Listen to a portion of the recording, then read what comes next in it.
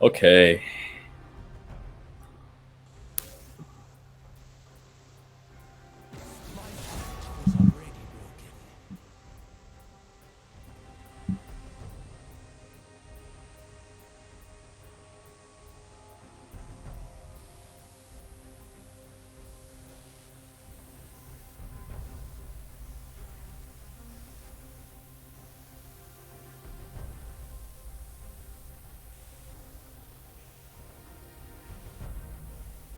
The joke's on you!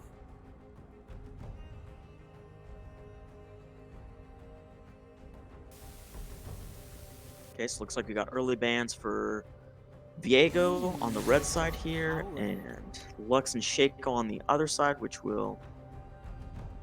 It's going to be an interesting for sure. There's a lot of AP bans. Looks like our red side is a little more targeted on their bans. And the blue side is just more general in their ban order. Seems like Joseph is trying to fix his audio, so he'll be back up in a minute. Until then, first pick, it appears. Oh, maybe a Kane.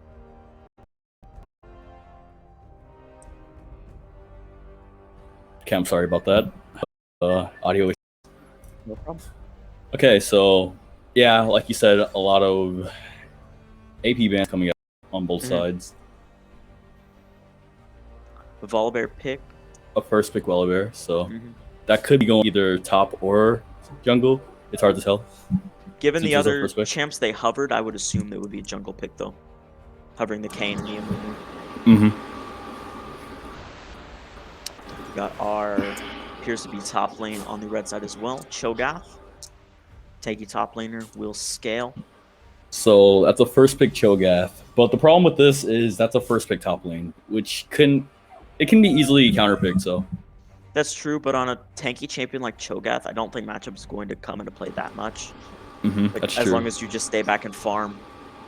And it's not a lot of people that beat Cho'Gath anyway, so it's a really good pick. Safe pick. Very safe. Misfortune third pick. Good pickup. With the Cho'Gath, her ultimate can be used pretty well. That's a Warwick pick, so that Volibear was a top laner. So yeah, that's a top lane. Well, so both top laners were a first pick. Yes. Which is interesting. That's 3 tanks on the blue side here. Oh, that's a Nihilist too. Okay, so a lot of CC and a lot of tanks. Kassadin. So it looks like the blue side is more focused towards tanks, while the red side is more focused towards damage with the Misfortune and Kassadin picks. That's true. Late game, the Cho'Gath and Kassadin combo is just going to be really, really hard to deal with. It is. Even with the tanks. But the Volley and the Warwick, they have a lot of lifesteal that can outlast, like, probably even the Cho'Gath, who's going to have, like, 5,000 HP, like, mid-game. But with the Volley and the Warwick, they can also lifesteal a lot, so it's going to be really hard. Oh, Wukong ban. That's actually a really good ban. That is. But that is a top lane ban, which and the top lane has already been picked, so that's kind of interesting. That's true. Now, I'm looking, the blue side is going to have to pick a super high DPS champion to have a chance here with those 3 tanks. Because not only are the tanks going to be a problem, but there is no real...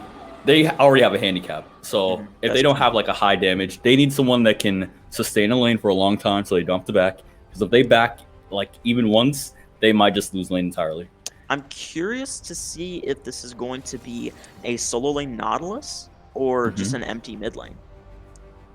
Because let's pick the sides. Either one is available. So I'm curious to see how this is going to go.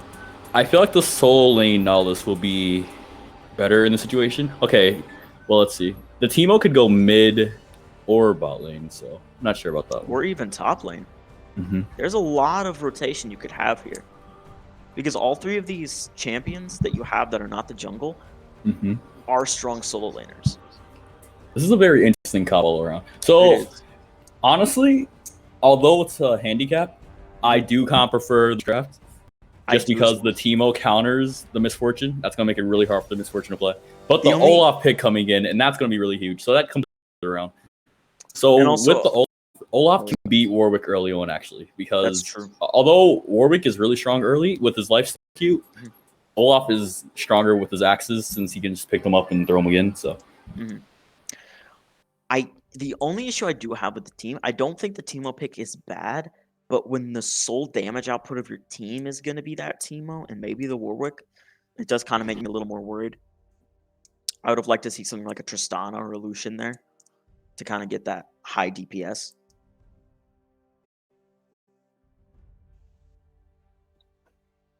But I think it's definitely going to be an interesting match. Red side with a more scaling comp, blue side with just a more dominating comp. Yeah. So the problem is if red team gets ahead, it's going to be really, really hard for blue team to come back. Not only because of the handicap deficit, but I'm trying to think of a way that this can be turned in the blue side's favor. Well, most of them are going to be tanky, so their sole damage output is going to rely on the Warwick, the Volley Bear, and the Teemo. I think their best chance here is going to be putting the Kassadin behind. Because if they can get the Kassadin far enough behind to where he can't play, that's going to be their biggest strength. That's very true. If they take advantage of that weak early game and make it take so long for him to hit that level 11 and that level 16 power spike, it's going to be really hard for him to be a part of the game. So with things like the Kassadin, I'm expecting to see a lot of camps mid lane. So they can just feed off the Kassadin early before he gets his ultimate and can just ult everywhere. Because the Olaf scales really well. The Cho'Gath scales really well. The Misfortune also scales pretty well with her ultimate because late game, the most important thing Misfortune has is her ultimate, which will stack really well with the Rel plus the Cho'Gath. So, because though blue side does have a pretty lockdown comp, the red side does have quite a bit of CC as well, with the Cho'Gath silence and knock up, the Kassadin silence, the Rel, all the Rel. There is one thing that we are ignoring because I forgot to mention this, but the Nautilus has so much CC on his hand. Even the Kassadin will struggle to get away from the Nautilus if he can land his hooks and his CC combo. It's going to be pretty difficult all around. If the Nautilus can land his hooks, it's going to be really hard. As long as they focus the proper people, I think they can pull out a win here. It's going to be a really interesting game. I'm excited to see. Sure. Of course, the handicap 4v5 does leave someone in a solo lane, just one lane, but the kind of issue that you're running into here is it's sort of priority. Like, do you want to prio a lane that you know is going to be weaker, or do you want to prio a lane that you know you can get ahead? Like, and I think that's going to be the dilemma this Warwick is going to face. It's do you want to focus the Kassadin down because you know you can farm him early, or do you want to focus the bot lane that's going to be at a disadvantage? It's very true. I think depending on their mentality of how they're going to want to play this game, either one would be a valid strategy.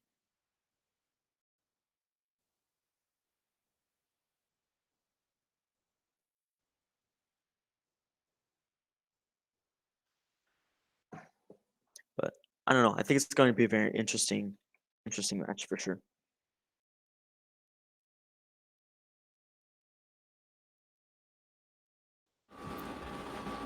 And the delay timer ends in 10 seconds, so see we're going to get to the action. There's not really much more to talk about here. Interested to see how things are going. Okay, game starting. Well, for us at least, the game's been started for them. Yeah. I am still just very curious to see how this game goes. Because I think both teams can pick up leads in different ways. I think both teams are going to run into certain issues.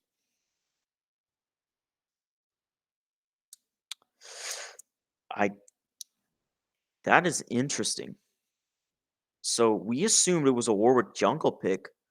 Warwick does not have smite here. So they're just going to go for no jungle. And that could work. But I don't know. So the thing about this is with no jungler, they allow the Olaf to power farm. And that's really big for Olaf since jungling has kind of been reverted. So it's more, viable to power farm up. And with Olaf, he's going to have free reign to gank pretty much any lane he chooses, since the Volibear is probably going mid lane at this point. Or maybe top. I'm not sure. Either way, none of these champions can really get away if Noloff was to get on top of them. Maybe the Teemo with the silence, meaning with the blind, can dodge a few auto attacks, but not too much.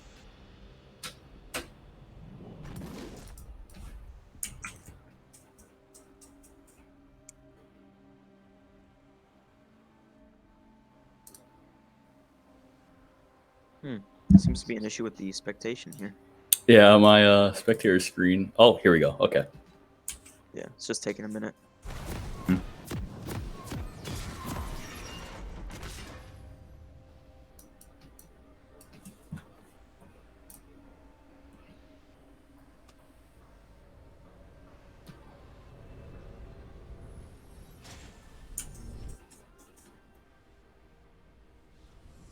I do think the red side definitely does have a greater chance of winning, but I do think they're still going to have to play safe. I agree, because it's League of Legends. Anything can happen. Just because a team has a disadvantage does not mean they can not surprise you. It's a chance that this... Oh, so the Warwick's actually going bot lane. So it's going to be a Warwick Nihilus bot lane, which is actually pretty dangerous. This was expected, but it's going to be an invade since there's no jungler, no one to stop them. Red team's going to invade the red buff. The blue team probably knows they're going for the invade, but it's not much they can do about it either way. It doesn't really hurt them that much. It's going to give the Olaf a little more jungle, or a little more farm rather, but they really can't do much about it. Disconnect.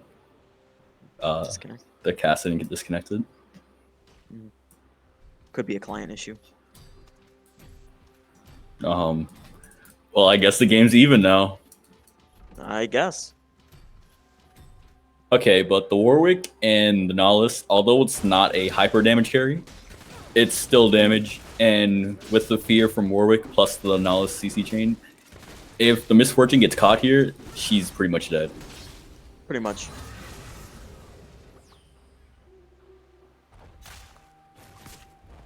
Thing is, the bot lane is going to have to... The red team bot is definitely going to have to shy away from early engages. Because... Oh, and there's a hook from Nihilus. Okay, not much damage applied. The Warwick did not follow up much, but Nihilus that goes down the rail. And that's not a good start. The wave is already shoving for the blue side. So yeah, the Caston does not seem to have reconnected yet. So I think it's going to be a fair 4v4 now. With the Teemo getting free farm in mid lane, which is not good. The Teemo being ahead is going to make things harder for the Caston. I think red side is really just going to have to focus on their jungle advantage there. Without it, I don't think they can do much. Because with the Caston gone, they lost one of their hard scaling carries. So they're going to have to depend on a Cho'Gath. Fortune gets ahead. Oh, okay, Caston's back. Caston's back. Caston is going to be at a disadvantage in lane, though, because Teemo is already level 3. So the thing is, this behind. Teemo, if he plays it correctly, this Teemo can just bully him out of lane. Honestly, at this point, if the Teemo plays it correctly, then the Caston is just completely out. There's nothing more he can do. Because it's like I said in the beginning. They need to get that Caston out of the game. That's true. And they already kind of got that for free. So very fortunate start on the blue side. Get them ahead of it. Not expecting too much to happen top lane. Top lane is just going to be a bit of farming. I am curious to see, though, if this Warwick is going to roam more. Because I feel like that could put them ahead as him playing almost like, ooh, great engage from the Rel. And that's first blood. That's Ignite used and a flash from the Nihilus. That's first blood onto the Misfortune, which is really good. You love to see it. So now the red side is definitely feeling that gold lead. Oh, gank mid lane. Get the flash from the Teemo. Also, flash is being used early on here. Warwick actually kept his flash through that fight. I'm not sure why he didn't pop it. But I guess the... I don't think he could have escaped with it, though, because he got the double CC from the Rel. I don't think there was much he could have done there. Very good play from both the Misfortune and the Rel. I don't think the Rel Ignite was necessary there, but I mean, Just to scare him off, an ignite for a kill and flash. That's a trade I'd take any day. This is pretty much all we're going to be seeing in top lane, and a flash from the volley. Flash from the volley. He saw Olaf coming up, and that's a gank on top lane. Olaf coming up. A good knockout from the Cho'Gath. Oh, good knockout And I think volley dies here. Oh. And that's a kill going over Cho'Gath, but they trade the kills from the tower. That's a kill going over to Cho'Gath and volley, so they're going to be pretty even. Volibear played that well, though. With the stun under turret. Oh, another engage. This time she hits both. And I think Nautilus. I think Nautilus just dies here. Nautilus goes down. Nautilus dies. Warwick escapes. Warwick gets away. A flash from Misfortune, but still a flash for a kill. Oh, okay. We have a gank mid. Olaf is ganking again. Nothing but a QE from the Caston. I don't think you're gonna get much mid lane though, unless you can completely catch the team off guard.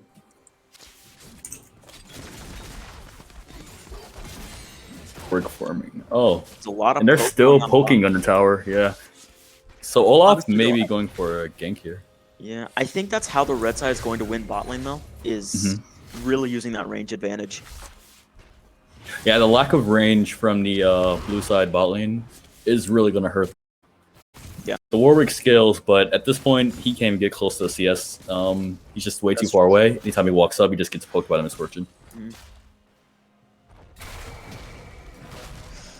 Casson. I don't think there's going to be much happening top lane. Just going to kind of be a farm battle. Yeah, that's just top island in general. That's true. However, this Cho'Gath does outscale the volley. Oh, volley's trying to make something happen. A lot of damage being applied to the Cho'Gath, and he wins that trade. He's going to get damage, but he will not find the kill. Rel with another engage. Rel with another engage. Stun down, and Warwick dies. Warwick dies? This bot lane is doing incredible today. Red side definitely feeling the lead. They are about 4,000 gold up. So apparently Teemo did not use his level advantage because Caston's still in lane. He's full HP, so they're just kind of trading waves back and forth, bouncing the waves. I do think the Caston definitely does know the matchup fairly well, though. Because he's definitely zoning that Teemo off a lot of farm. So let's look at the stats here. Teemo with 42 CS, Caston with 40. The Warwick only has 16 farm. He hasn't even been close to getting to lane. Anytime they walk up, the Rel engage, plus the Misfortune damage. Just a kill every time. 3 kills on the spot lane, 2 of the kills that went to Misfortune. That's a 7-minute noon quiver. This Misfortune is 100% feeling the lane advantage. Even though Rel has a kill bot lane, I did not notice that beforehand. And that gives her Moby, so that means this Rel can start roaming. Oh, and it looks like this Rel is already getting vision on Dragon. Top lane still same farming battle. At the farm differentials, the Misfortune is up. Good chunk of farm. Although I am surprised, the Caston has overtaken the Teemo in farm. True. And Caston has also hit level 6, so his ultimate is available if he's in a type position. Oh, looks like he's engaging now. He's engaging with it? And that's a kill for the Caston. The gold difference is starting to get out of hand. It is. 5,000 gold up for red side. Oh, it looks like Bot is looking for another play. They're just going to take the farm. Yeah. So the thing is, this bot lane, the Warwick and the Nautilus, they're not even getting the XP anymore. They're not walking up close enough to get the XP from when the minions actually die. The Cho'Gath dies here, I think. Cho'Gath lives. Cho'Gath That's a flash burn. Ultimate used by volley. The red side does have a scaling comp, so this early game is going to pay dividends for them.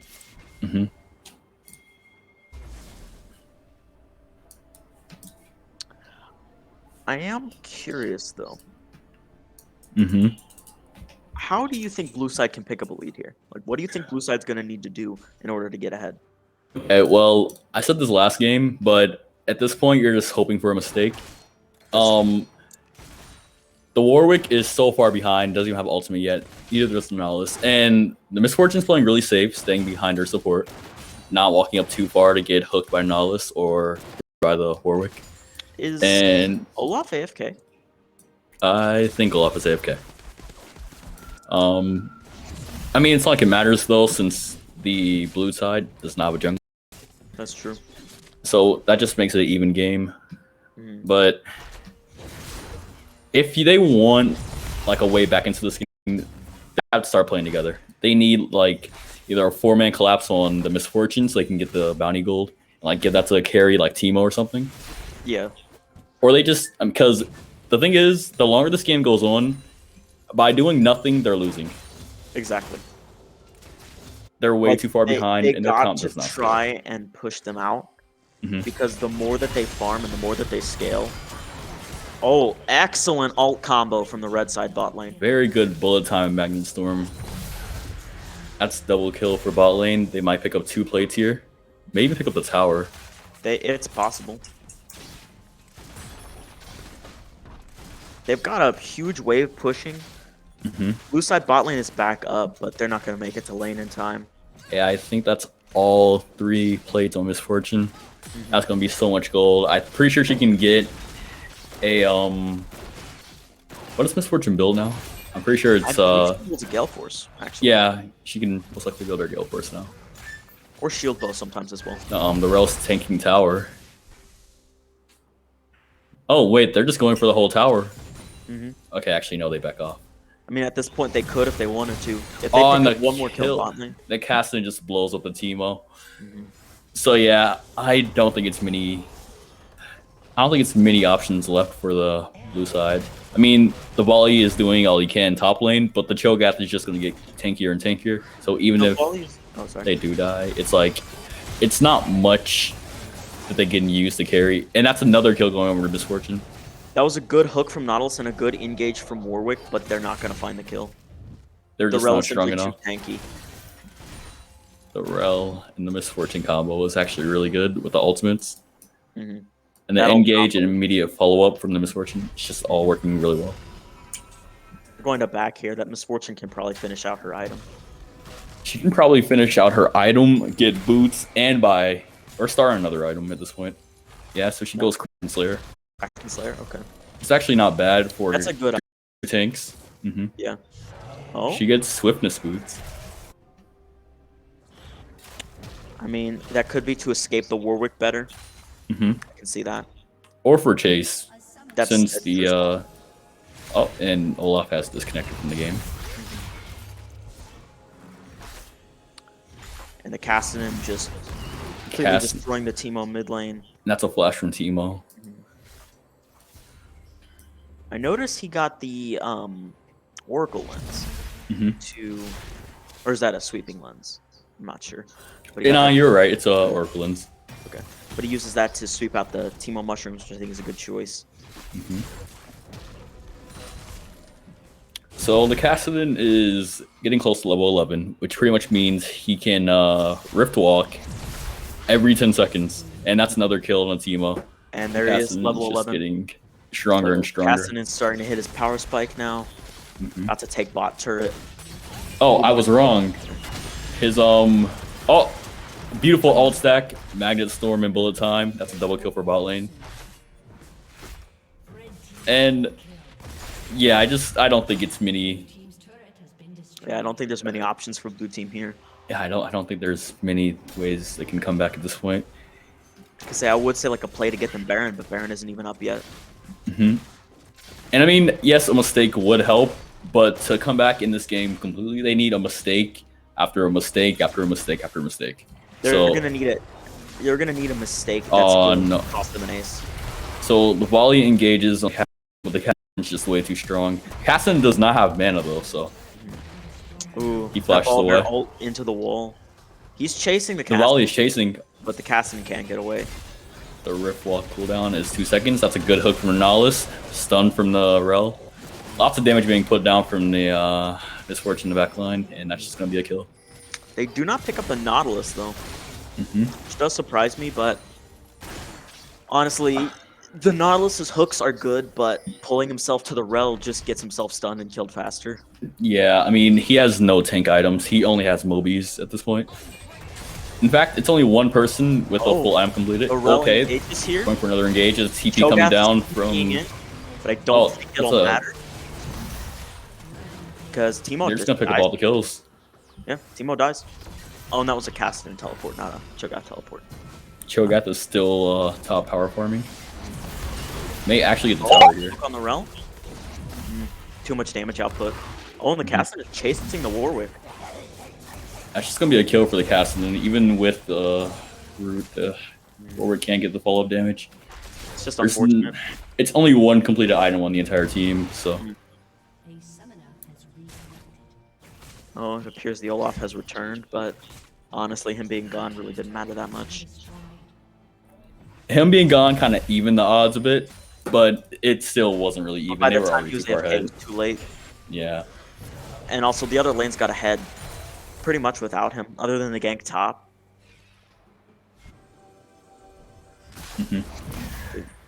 Okay, so they may be setting up for Dragon. No, it's gonna be a back from the Cassidy. And it does appear Olaf is back in the game. Quite a few levels down, but it really isn't going to matter that much. Because he's just going to power farm, and he'll be right back up pretty soon. Because he's got free roam of both jungles now. Okay, so although they are losing pretty badly, I do want to point out something that I actually like. The itemization is pretty good. So you can see the Teemo, although he hasn't been able to complete it, he tried to opt in for a Azania's first item. I noticed that as well. It's actually not that bad, because with the Cassidy, you just want something to keep you alive a little bit longer for your team to follow up for you. So that wasn't actually a bad pick, but it would have been better if he went for something like, I forgot what it's called, but there's an item that gives AP and MR early on. Oh, it's like a Abyssal Mask? No. It's not a complete item. It's a component item. Oh, I forgot what it's called. I think it got nerfed last patch, but it's still really good. And the Cassidy just blows up the Nautilus. Hook goes out, but it's wide. The Warwick tries to run, but Rift Walk is just on a 2-second cooldown. It's not much you can do to get away. And the Cassidy picks up that kill too. I do also like the Frostfire on Volibear.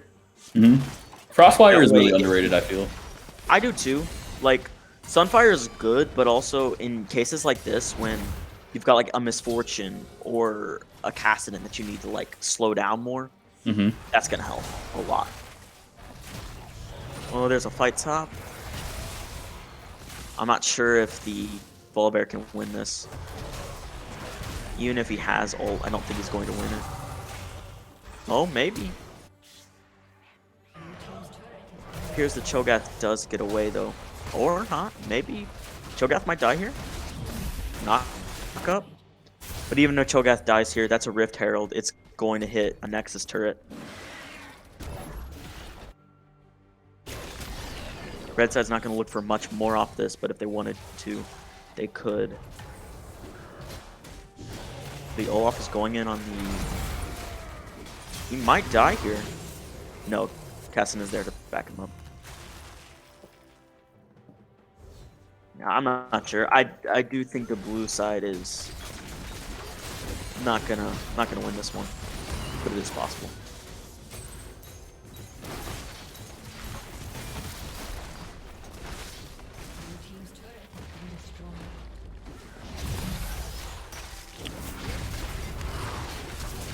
See, even when blue side looks for picks on their weaker people, they just can't do anything. Yeah, I think the game's just over here. Okay, actually, no, we're getting a back, which is odd. Durell is probably going to complete an item here. Not sure but if he's going to go for Locket. To be fair, there isn't really a point to complete the item. If everyone's going after Drake, but if you just go after the towers here, you guys just end the game. They could just win here, but yeah, maybe rubbing salt in the wound. Cassidy could 1v5. He's hit his power spike. Yeah, the two carries are down there. They're just gonna kill the minions.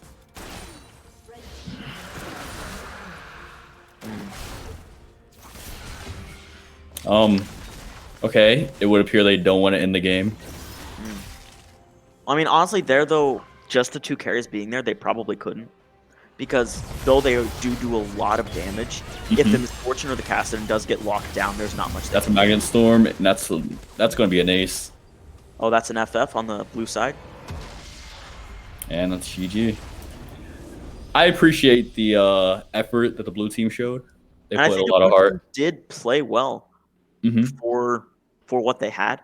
It was a 4v5, so either way, it was a bit of a hard game for them. But I'm really proud of the red team. They played well.